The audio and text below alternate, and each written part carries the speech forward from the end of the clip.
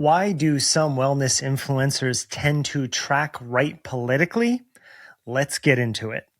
And let me say off the top that this is an angle, not the angle, because like many things, it's multifactorial. On Conspirituality, I've often made the case that it's a matter of individualism versus collectivism, which is true.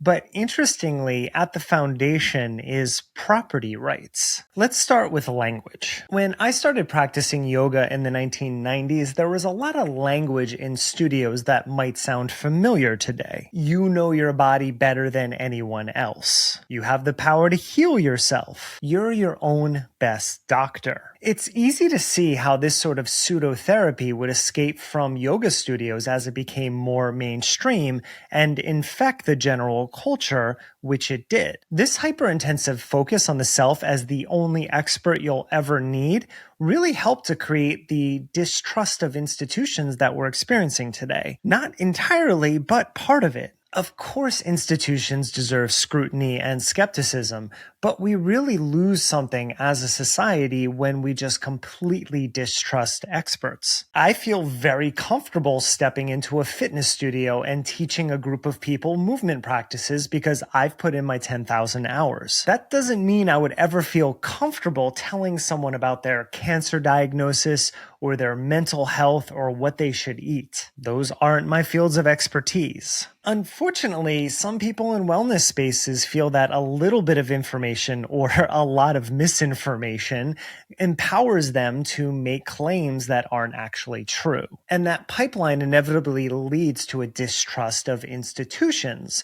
Everything we experience is this sort of binary. So if your knowledge is better than someone else's or more right than someone else's, where else do you point to but then the highest source of that information, which is usually an institution run by experts? Okay, so institutional distrust helped to link wellness folks with the right wing due to this glorification of the individual. But where did the right wing's rage come from? Property rights, which is really just an extension of power. For example, we can draw a pretty straight line from the attitudes of European landlords all the way to plantation owners in colonial America. And that attitude predominantly comes from the church. For centuries, beginning with the Crusades, church leaders instituted what are called discovery laws. So if a white Christian man discovered a new land and the people living there weren't white or Christian or men, they by default had ownership rights of that property. Sometimes that meant they can buy it or haggle with them, but inevitably it meant that they would just take the land.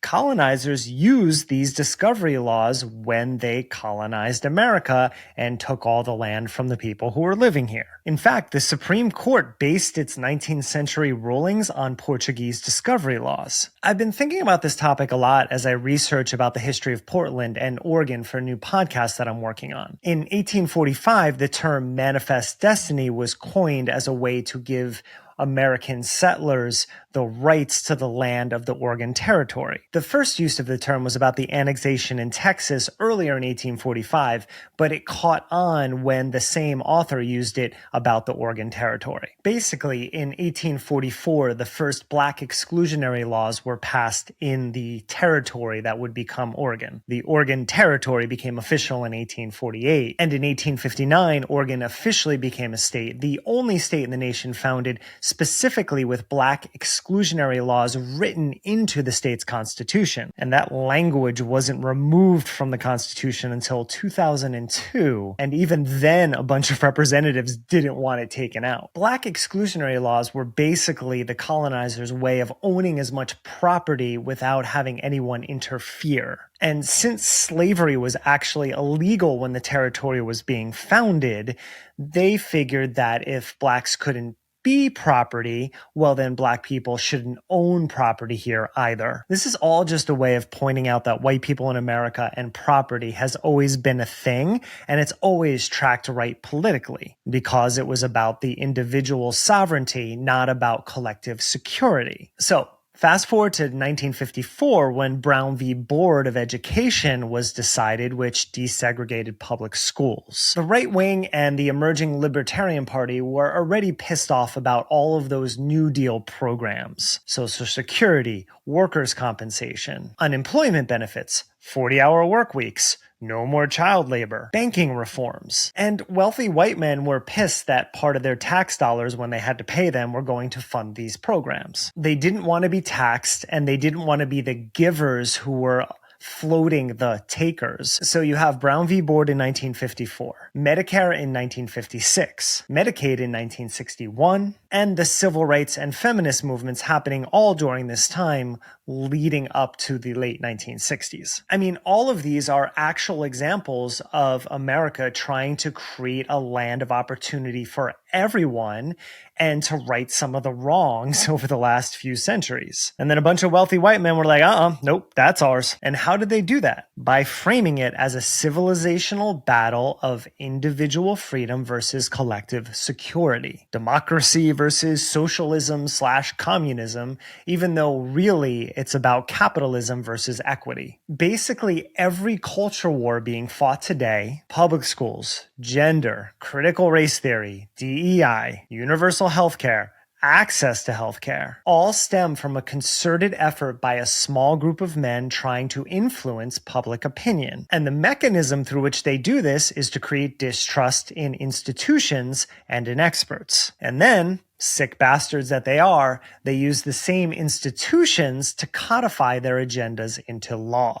That is literally what Project 2025 is. And if you don't know about that, we've done one main feed episode and 4 bonus episodes of Conspirituality on that topic. And it's basically how a bunch of wellness people got indoctrinated into a far-right pipeline. It's all about the sovereignty and freedom of the individual, which stems from right-wing propaganda. Because at heart, it's about unregulated free market interests over any sort of regulations or programs that would benefit collective security. But how many conspiritualists that we cover do you see talking about things like the social determinants of health? None, because they can't monetize that. And because those aspects of health don't fit into the bootstraps individualist mentality that's been part of the right-wing agenda since at least the 1950s, and really earlier. Honestly, I don't think a lot of people in wellness know about this history, and I don't think that many of them are out voting for MAGA, although some of them are, and more of them think that this dude isn't batshit crazy. But the trend toward individualism, along with this